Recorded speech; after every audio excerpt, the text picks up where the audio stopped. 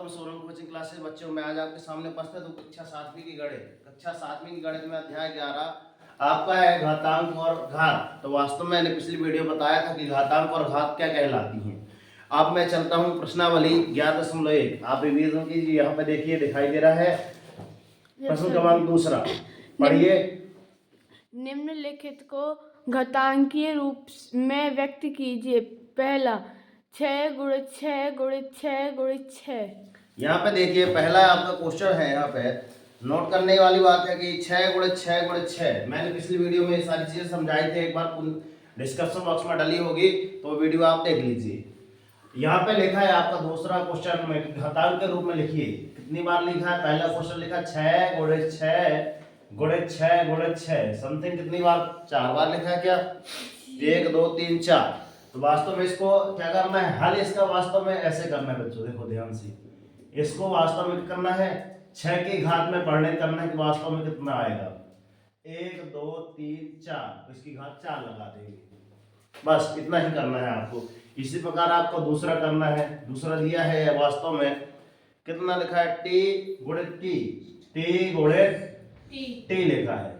तो यहाँ पे वास्तव में आप इसको क्या सीधे मैं हल यहीं पे लिख दे रहा हूँ। इसको आप लिखेंगे टी स्क्वायर, ठीक है ना। फिर उसके बाद लिखा है आपका बी। बी आपका 3 बार लिखा है, देखिएगा तीसरा बी गुणा बी गुणा बी गुणा बी। कितनी बार लिखा है? 3 या 4 बार। तो आ जाएगा आपको बी की घात 4, ठीक है।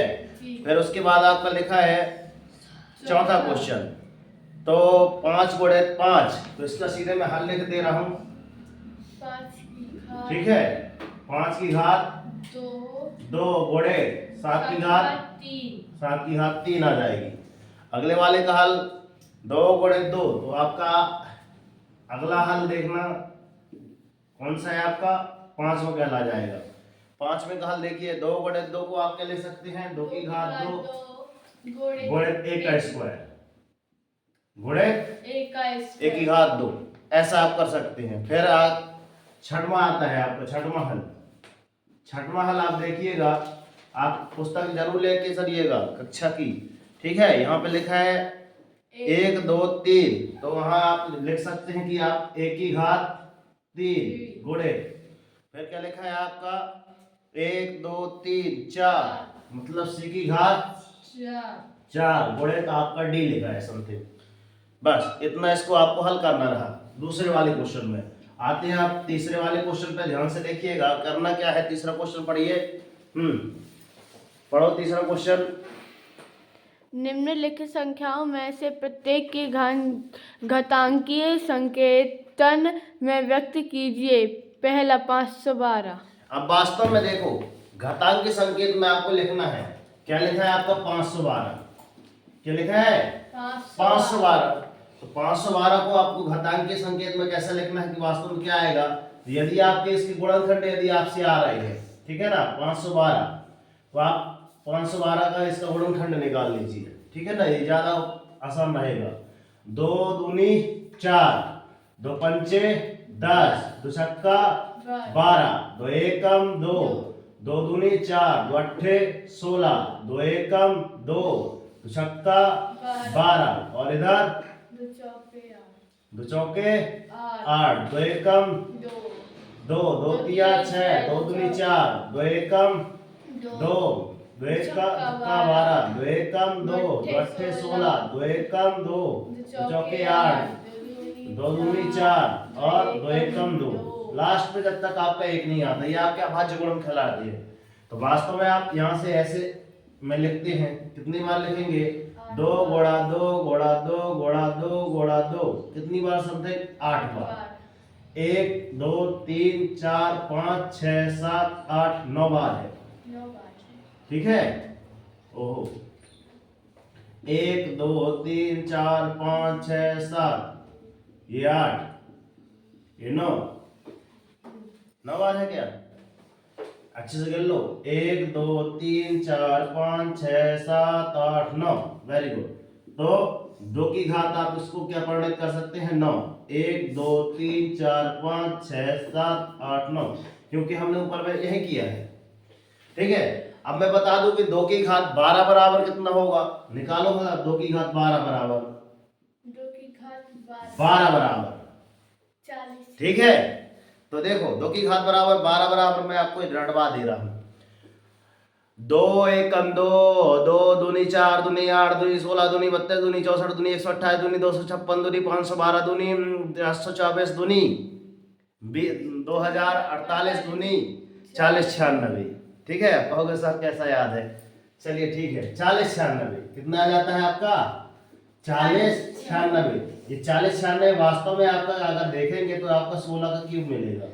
ये आपकी 16 का घात 3 का है।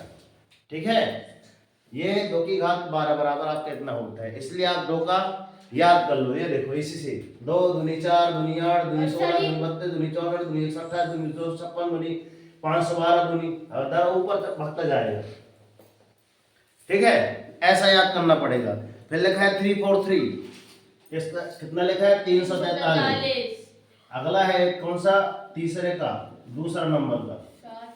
ठीक है, कितना हुआ, कितना लिखा है 343।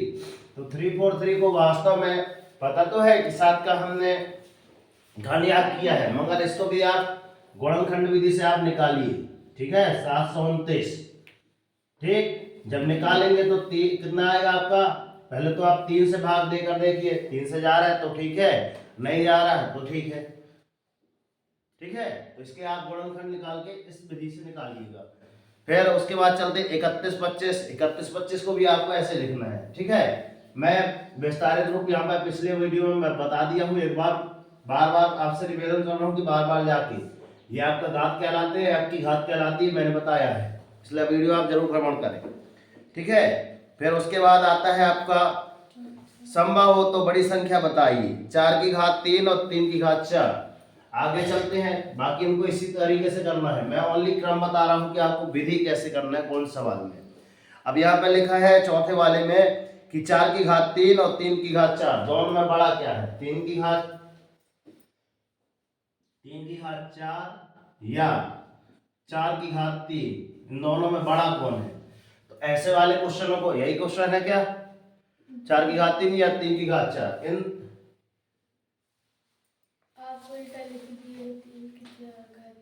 4 की घात 3 है, 4 की, हाँ सही है ना, 4 की घात 3 आगे पीछे लिख दिए, कोई बात नहीं, 3 की घात 4। ठीक है, आगे पीछे बस लिख दिए हैं। अब वास्तव में इसको लिखना कैसा रहता है, तो इसको लिखना पड़ेगा 1 2 3 4, इसको 4 बार लिखना है क्योंकि घात कितनी लगी है 4। अब यह करके आपको लिख देना है इसको 3 बार, 1 2 3 बार। ठीक है ना, जितनी घात आपके लिखी उतनी बार इसको लिख देना है। 3 एकम 3, 3 तिरका 9, 9 3 27, 27 दिया 81, या 4 4 चौके 16, 16 चौके 64। वास्तव में तो क्या बड़ा है इनसे, 81 बड़ा है 64 से। अपने आप पता चल जाएगी सर कि 3 की घात 4 बड़ी है। आई बस में ऐसे आप सवाल कर सकते हैं, चौथे क्वेश्चन के यही सवाल है। ठीक है, अब 5वां क्वेश्चन में एक क्वेश्चन हम 5वां का बता दे रहे हैं। 5वां क्वेश्चन देखो सेम टू सेम इसके जैसे मिलता है आपके तीसरा जैसे इसमें लिखा है 648 को अभाज्य गुणनखंड में व्यक्त कीजिए। तो 648 का आप क्या निकालेंगे, अभाज्य गुणनखंड, और उनको भी इस रूप में लिखेंगे ऐसे, मैंने जैसे इसको बताया 512, तो ऐसे करके एक घात लगा देना, आपका आंसर निकलाएगा। ठीक, चलते हैं, मिलते हैं नेक्स्ट वीडियो में, तब तक के लिए जय हिंद, वंदे मातरम, भारत माता की जय। और दिखाओ ऐसा कि दुनिया करना चाहे और उठो जागो और लक्ष्य के लिए इतना भागो जब तक कि आपको आपका लक्ष्य न मिले। और सबसे पहले उठना है और अपने लिए दिन भर के लिए एक टारगेट सेट करना है, और उस टारगेट को अचीव करने के लिए अपना पूरा दिल लगा देना है, जब तक कि आपका टारगेट पूरा न हो जाए। आपने इतना अमूल्य समय दिया, तब तक के लिए मिलते हैं नेक्स्ट वीडियो में। और इस चैनल पे नए हो तो लाइक सब्सक्राइब करके नोटिफिकेशन ऑन कर लीजिएगा। मिलते हैं, जय हिंद सर, वंदे मातरम, भारत माता की जय। मैं आपके माता पिता को प्रणाम करता हूं और आशा करता हूं कि एक बार हमारे मां सरस्वती कोचिंग सेंटर पे आप आएंगे, अपना नाम दर्ज कराएंगे। आज की तारीख है 9 तारीख, तो है क्या, यस सर, 9 तारीख। ठीक है, ये हमारा कॉन्टेक्ट नंबर है 9340586067। जय हिंद, वंदे मातरम, भारत माता की जय।